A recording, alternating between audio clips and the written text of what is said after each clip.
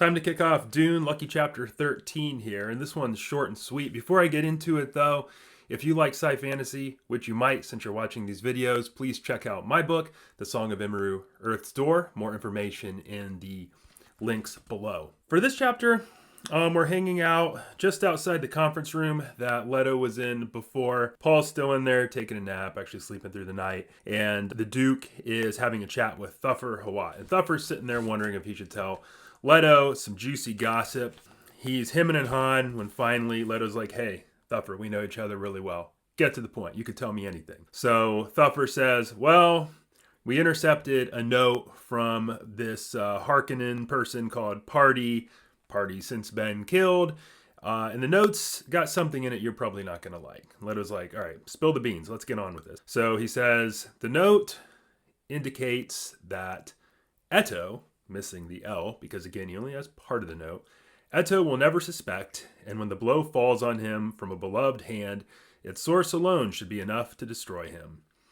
And that note has Baron Harkonnen's own seal, so it's all pretty legit.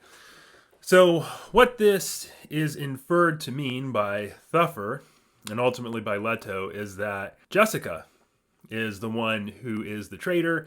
She is the one that maybe even set things up to make it look like she was trying to kill Paul when perhaps she wasn't, to reduce suspicion on her so that she can ultimately get to Leto. So Leto's pretty peeved about this, very distraught. He trusts Jessica immensely, and he's basically just not willing to believe this. So he and Thufir go back and forth about this. Thufir's like, hey, we're really going to need to keep an eye on her at a minimum. And Leto's like debating him on this, but ultimately finally says, fine, just do what you got to do.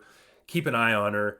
And then, in much dismay, he wanders back into the conference room, sees Paul resting in there, and goes to a window where he hangs out with the guard as both of them look over what is described as a pretty beautiful sunrise on Arrakis. And it's kind of a quiet moment where the Duke briefly reflects on perhaps he could grow and end up liking this planet. You know, the colors of the sunrise and there's multiple moons and everything really inspire him. But then he just thinks back to everything going on, and Paul was getting killed, and now Jessica, potential suspect for the one who might betray him, and he's kind of bummed out. So that's chapter 13. We now have a little bit of suspicion for Jessica, although we kind of know who it is already because the book told us it's the Dr. Eula, but we'll get to see kind of how all this plays out. And I don't remember much of this from the movie, so this is actually pretty interesting. I can't recall if they had this dynamic between, is it this person or is it that person?